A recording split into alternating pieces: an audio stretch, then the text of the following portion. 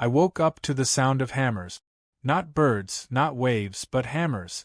I stumbled out onto my deck, coffee spilling down my shirt, and there it was, Karen from the HOA, wearing a wide-brimmed sun hat and holding a giant wooden sign that read Community Beach Access, HOA Property. Behind her, a small army of clipboard-wielding HOA members was driving posts into the sand of my private beach. My private beach. I rubbed my eyes like maybe I was still dreaming, but no, Karen spotted me and gave a smug little wave, shouting through a bullhorn that today marked a new era of community spirit.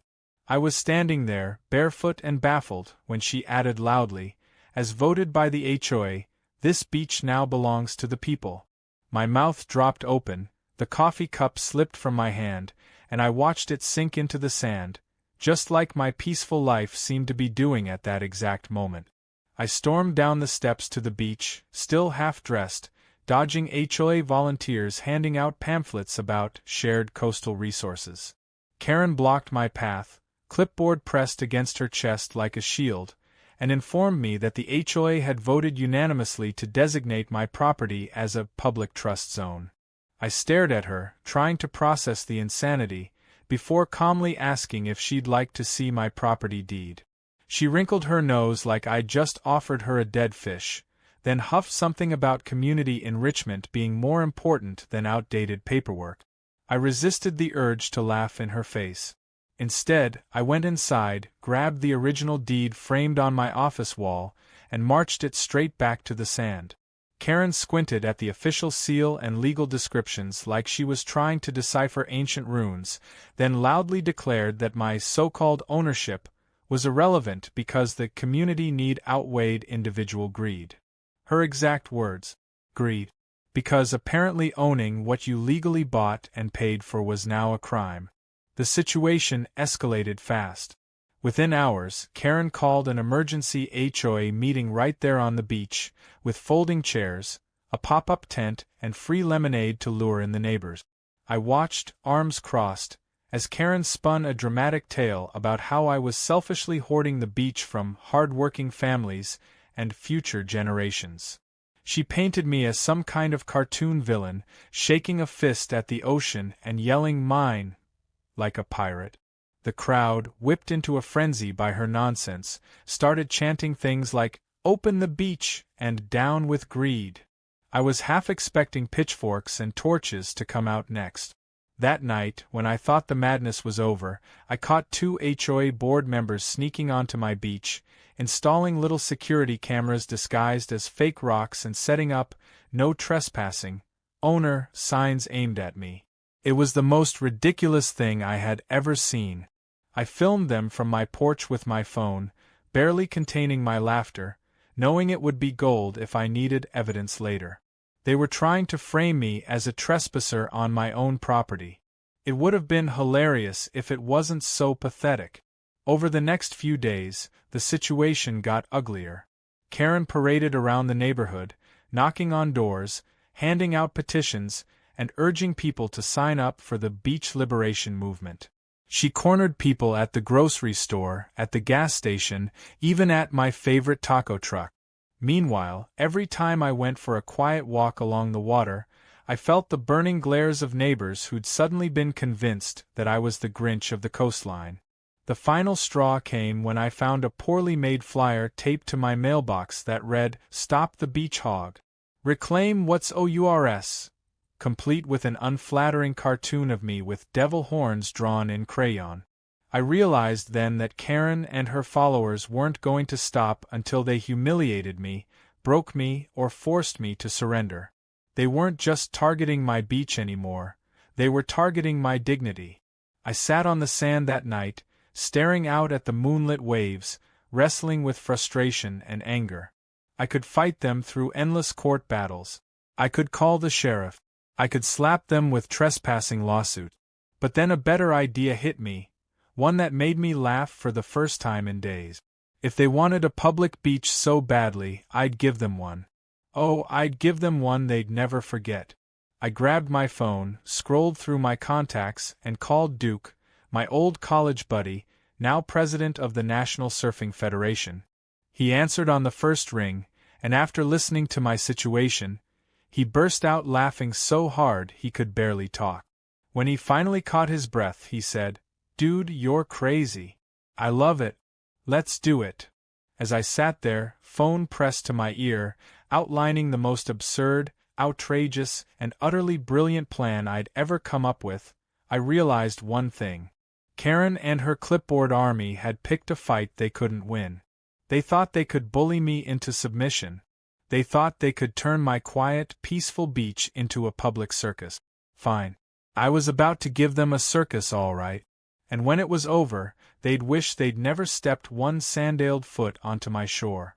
The ocean roared behind me as if it were cheering me on, and for the first time since this whole mess started, I smiled. Game on. The next morning, the plan was already in motion. I woke up early, feeling a strange mixture of excitement and mischief bubbling under my skin.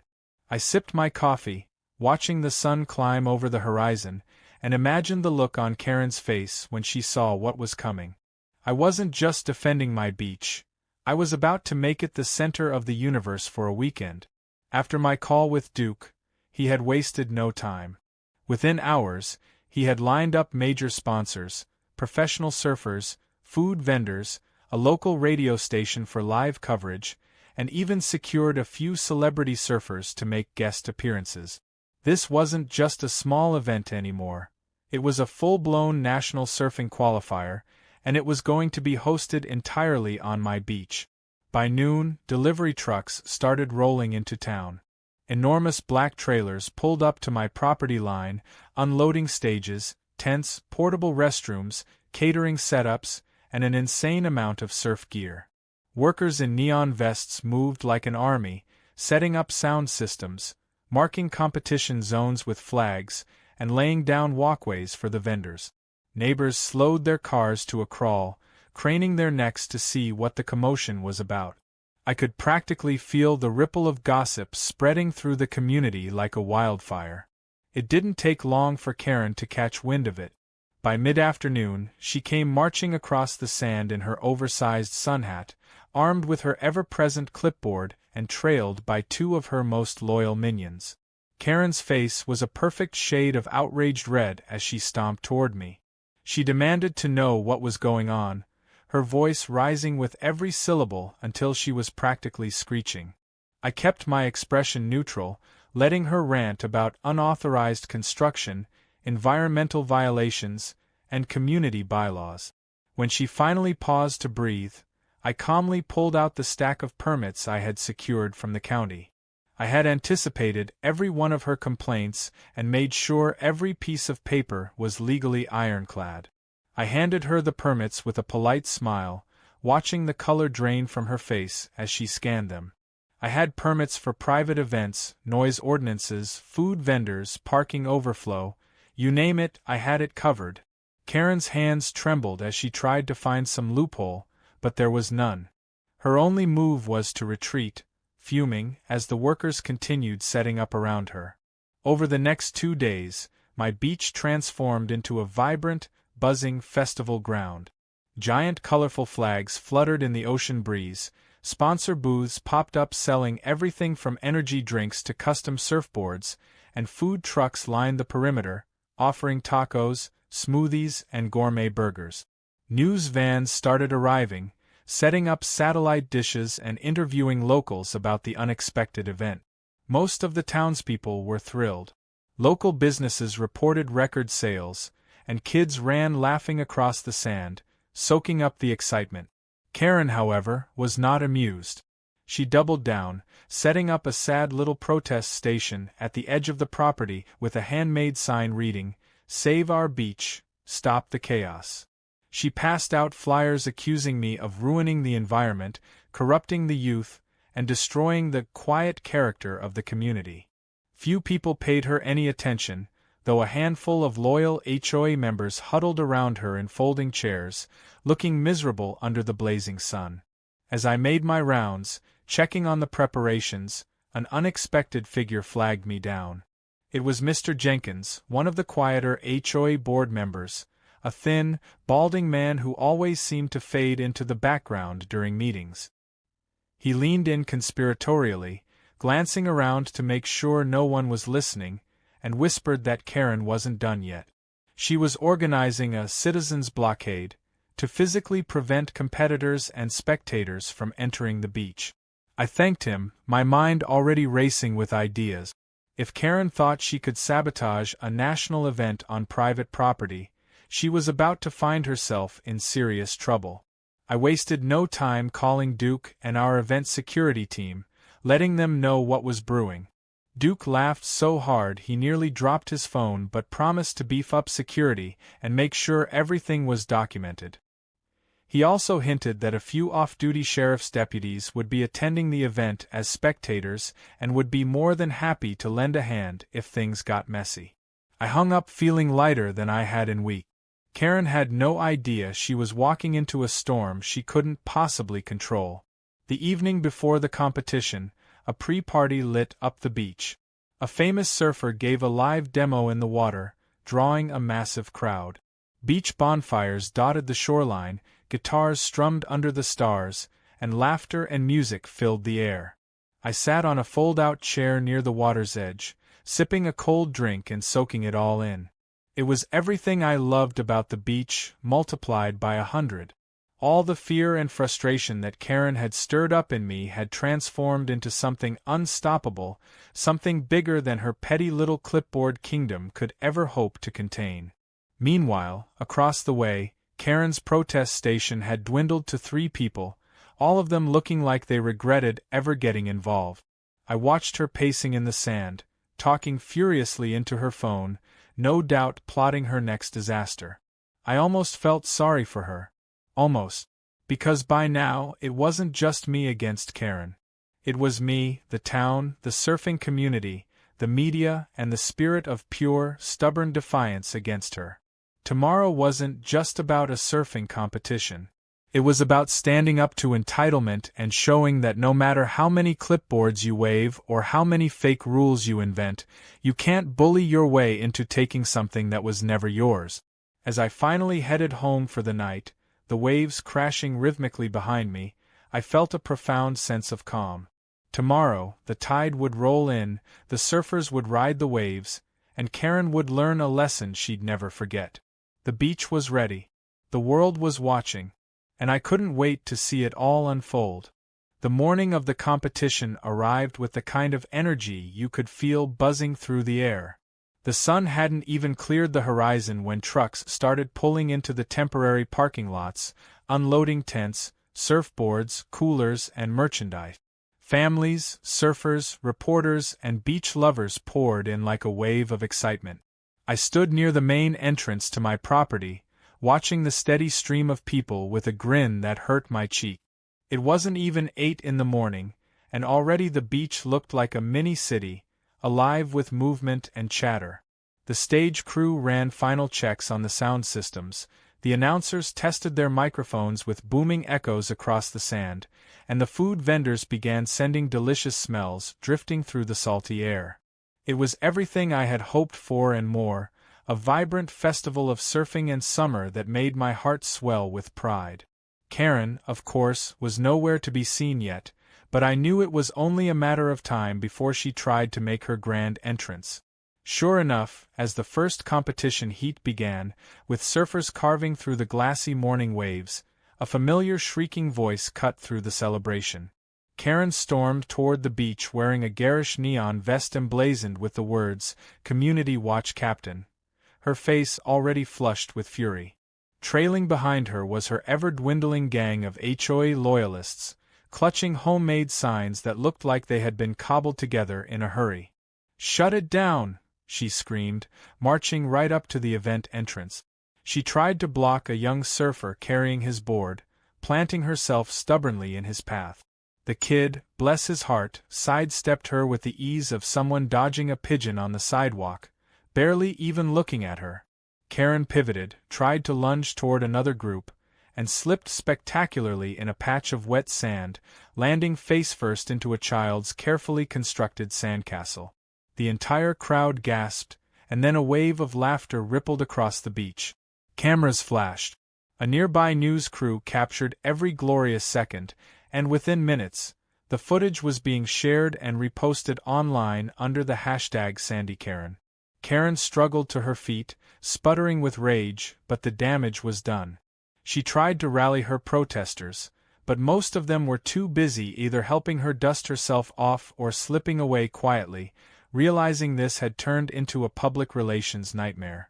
Meanwhile, the surfing continued, the announcers playfully referencing the unexpected wipeout on shore that had kicked off the day's events.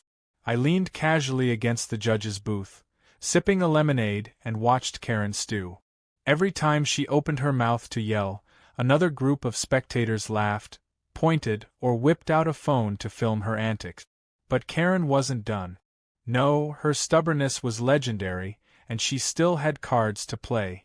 Later that afternoon, just as the junior division finals were wrapping up, a rumble echoed from the entrance road.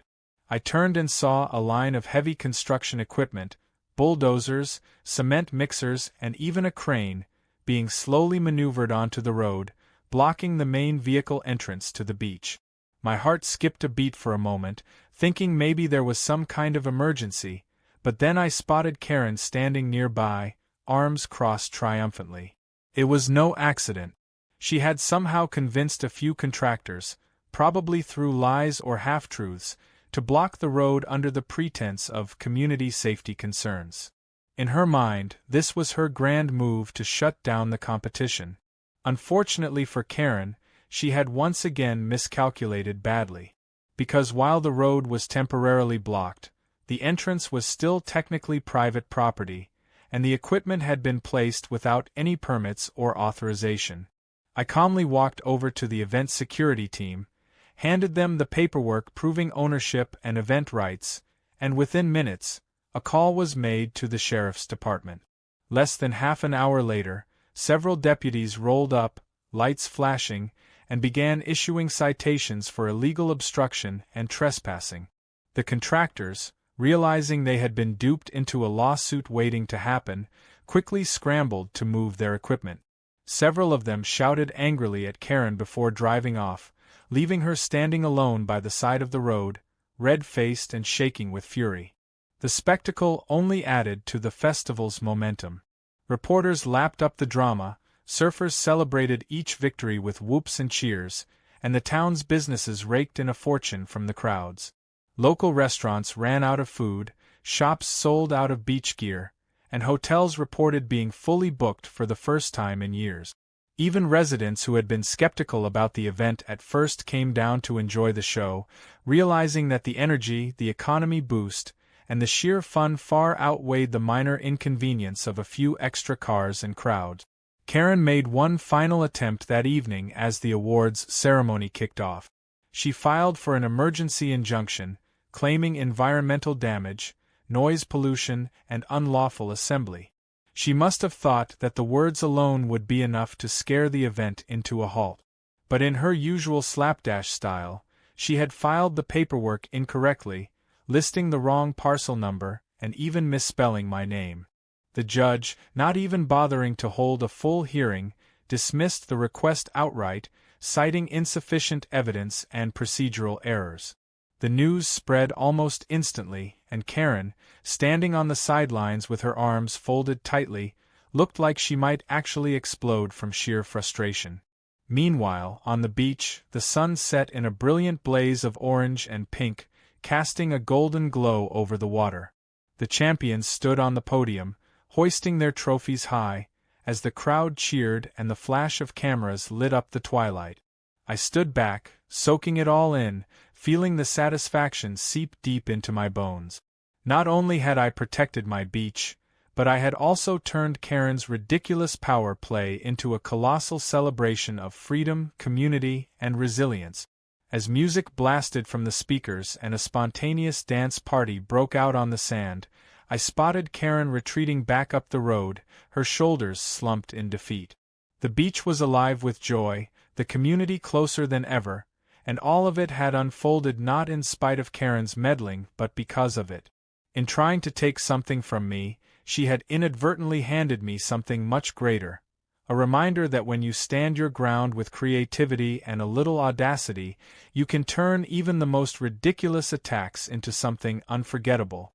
As the first stars began to twinkle overhead, I knew one thing for certain.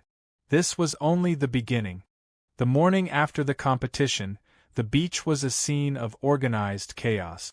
Volunteers were packing up tents, food trucks were pulling out, and surfers, exhausted but smiling, were loading their boards into vans. I wandered down the sand, offering thanks and high-fives to everyone who helped make the event a success. The energy in the air was still electric, and people were already talking about how this would go down as one of the best weekends the town had ever seen. I could barely believe how smoothly everything had gone despite Karen's desperate attempts to sabotage us. I thought maybe, just maybe, she would finally give up and move on. But I should have known better.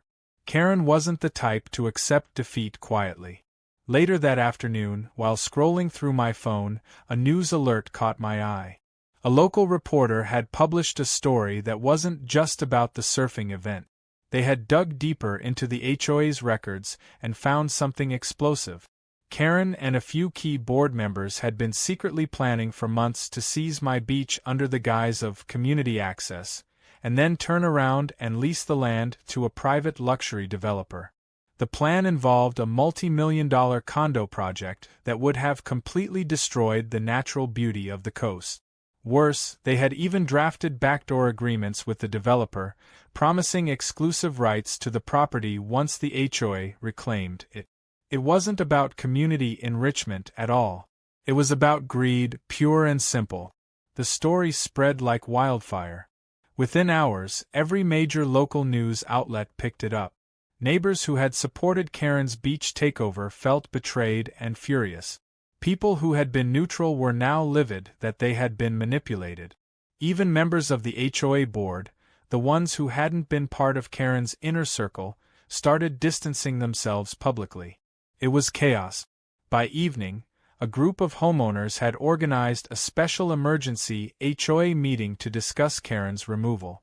Flyers were taped to mailboxes and phone poles, calling for her resignation and a full investigation into her actions. I couldn't stop smiling. Karen, who had tried to paint me as the villain, had accidentally exposed herself as the true enemy. The emergency meeting was packed. It was standing room only, with furious homeowners crammed into the small community center, their voices rising in angry waves. Karen tried to defend herself, stammering excuses about misunderstandings and good intentions, but nobody was buying it. Someone in the back shouted that they had seen the developer's representatives touring the neighborhood weeks before the beach drama even started. Another neighbor produced copies of emails leaked to the press, showing Karen negotiating kickbacks and priority condo placements. It was a complete collapse. People who had once nodded along to her demands now glared at her with pure disgust. When the formal vote to remove Karen was called, the result was a landslide. She was stripped of her position immediately, and a motion was passed to ban her from serving on any HOA committee ever again. Some even called for legal action, demanding the HOA file lawsuits against her personally for damages and fraud. Karen sat frozen in her chair, face pale, eyes glassy, as her empire crumbled around her. Watching her get toppled by the very community she had tried to manipulate was oddly satisfying. It wasn't just justice. It was poetic. But the fallout didn't stop there. Within days, the state attorney general announced that they were launching an official investigation into the HOA for corruption and abuse of power. Subpoenas were issued, documents were seized, and several more board members resigned in panic. The entire structure of the HOA was shaken to its core, and the once feared organization now looked like a clown show. I received formal apologies from the interim board, who promised to respect the legal boundaries of private property from now on. They even asked if I would consider working with them to host future community events, recognizing that the beach, though private, had become a symbol of the town's resilience and spirit. Meanwhile, Karen's personal life imploded. She became the subject of endless online memes, her face plastered over headlines about corruption and greed. She lost her job at a local real estate firm, her husband filed for divorce, and her once pristine social standing turned to ash. Rumors swirled that she was planning to move out of town altogether, unable to face the humiliation that followed her everywhere she went. Every time I saw a car slow down in front of her house, snapping pictures or gawking at her front yard where "for sale" signs now clustered like vultures, I had to resist the urge to wave. But despite the avalanche of karma crushing Karen, I didn't feel mean-spirited. In a way, I was grateful. She had tried to take something precious from me and, in doing so, revealed the rot at the core of a system that had gone unchecked for far too long. She had united the community, not against me, but against corruption. She had sparked a movement that made people question, stand up, and demand better. In a strange, twisted way, Karen had done more to protect my beach than anyone else ever could. As for the beach itself, it was more beautiful than ever. The competition left no permanent damage, and volunteers helped restore everything meticulously. Sea birds returned to their nests, the tide smoothed the footprints away, and the only lasting evidence of the event was the goodwill that lingered in the town's atmosphere. People respected the property lines now. Families asked permission to visit. Surfers still caught waves, but always with a wave and a thank you afterward. What had started as a fight turned into a shared celebration of what mattered most: respect, freedom, and community spirit. I stood by the shoreline one evening, the golden light of sunset bathing the water in warmth, and watched a group of teenagers helping an elderly couple set up chairs. Children giggled as they built sandcastles, and a pair of young surfers floated lazily beyond the break, talking and laughing. It was peaceful, genuine, and real, the exact opposite of what Karen had tried to impose. I realized then that no matter what came next, the heart of this place could never be seized by force. It had to be earned, through kindness, through resilience, through the unbreakable spirit of people who refused to be bullied. Karen had lost everything trying to control the beach. I had gained everything by letting it be free. Weeks passed and the town slowly settled into a new rhythm, a better rhythm, one where people smiled more, stopped to chat longer, and treated each other like neighbors instead of enemies. The fallout from Karen's downfall continued to ripple, but for once, the ripples were good. The HOA, desperate to salvage its tattered reputation, elected a new president, a retired firefighter named Mr. Daniels, who was known for his fairness and no-nonsense attitude. One of his first acts was to host a town hall meeting where he stood in front of everyone, formally apologized for the chaos the HOA had caused, and assured the residents that moving forward, things would be handled with transparency and respect. As part of that promise, he announced that the HOA would formally recognize and honor all private properties, including mine, with legal declarations that were publicly recorded. It was a moment of catharsis for the entire community. People clapped, cheered, and some even cried, overwhelmed by the sense that justice had finally been restored. Meanwhile, my beach had become a quiet symbol of resilience. It wasn't overrun or disrespected. It was appreciated. Families would sometimes visit with my permission, surfers would catch waves in the early morning light, and couples would stroll hand in hand along the tide line at sunset, always careful to clean up after themselves and always offering a nod or a wave. It felt like the beach had become more than just a strip of sand and water. It had become a reminder that standing up for yourself doesn't just protect your own rights, it strengthens the fabric of the whole community. Sometimes I would sit out on my porch, drink in hand, watching the water glitter in the fading light, and feel a deep, calm satisfaction settle into my bones. Karen, meanwhile, had practically vanished. Word spread that after her very public disgrace, she had packed up and moved 2 towns over, hoping to escape the stigma that clung to her like a bad smell. Rumor had it she was working a job as a parking lot attendant, a bitter irony considering her obsession with control. I heard through the grapevine that she was miserable, complaining about ungrateful people and lost opportunities, But by then, nobody really cared.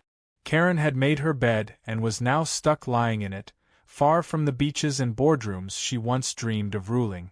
One afternoon, a few months later, Duke called me with a surprising offer. The success of the surf competition had been so massive, he said, that the National Surfing Federation wanted to make it an annual event. They offered to help fund maintenance and improvements to the beach to ensure it stayed pristine, in exchange for using it for the yearly qualifiers. It wasn't just a handshake deal either. They proposed an official partnership that would guarantee my ownership rights while bringing national attention and resources to the town every year. I didn't even hesitate. I agreed on the spot. What started as a crazy idea to spite an entitled HOA had blossomed into something beautiful and lasting. Together, we drafted agreements, submitted permits, and even set up a local charity fund from the event profits to support beach preservation and youth sports programs in the town. The first annual Freedom Surf Festival was bigger than the original competition by a mile. Crowds tripled. Major sponsors set up sleek booths with free giveaways. Live music echoed across the beach from a stage built near the dunes. Food trucks offered everything from gourmet seafood to street tacos to vegan smoothies. Families picnicked under colorful umbrellas, kids took surfing lessons from pros, and local businesses thrived. Reporters returned, not to chase scandal, but to celebrate the town's transformation. Celebrities even dropped by, posing for pictures with fans and making generous donations to the charity fund. Walking through the festival grounds that weekend, I caught sight of old Mr. Jenkins, the quiet HOA board member who had tipped me off about Karen's blockade plans. He was sipping lemonade and watching a group of kids build an enormous sandcastle competition entry. When he spotted me, he gave a wide grin and a thumbs up. It felt good to know that some people had been on the right side from the beginning, even if they hadn't been able to speak out loudly at the time. We shared a quiet nod, a silent acknowledgement of everything that had happened and how far we had come. As the sun dipped low over the horizon, casting everything in shades of fire and gold, I stood near the main stage where Duke was handing out trophies to the winners. He called me up unexpectedly, handed me a small commemorative plaque engraved with my name and the words "Defender of the Beach," and the crowd erupted into cheers. It was a surreal moment, standing there in front of hundreds of smiling faces, realizing that what had once been a bitter fight over property had become a story of victory, community, and unity. I hadn't just won back my beach. I had helped the town win back its soul. Later that night, long after the last trophy was awarded and the final band had packed up their instruments, I sat around a bonfire with a group of locals and surfers, listening to the crackle of the flames and the distant whisper of the waves. Someone passed me a marshmallow on a stick, and we laughed about the wild early days when it all started. Someone joked about Karen trying to storm the beach again, and the entire group erupted into laughter, the kind that makes your sides hurt and your eyes water. It felt good to laugh. It felt good to know that the fear, the anger, and the division that Karen had tried to sow were gone, replaced by something stronger. As the embers glowed low and the last conversations drifted into companionable silence, I leaned back in my chair and stared up at the stars. I thought about how close I had come to losing it all, how easily Karen's scheming could have crushed my spirit if I had let it. But I hadn't. I had fought back, not with anger or bitterness, but with creativity, resilience, and a stubborn refusal to be bullied. In doing so, I had not only protected what was mine but helped build something bigger than myself. The waves rolled in gently, the same waves that had always kissed the shore, long before Karen and long after her. The beach was still mine, but it also belonged to everyone who respected it, loved it, and understood that true community isn't about control or power. It's about respect, kindness, and standing together when it matters most. I smiled to myself, feeling the warm sand under my feet and the cool ocean breeze on my face, and thought, this is how it was always meant to be. And no one could ever take that away again.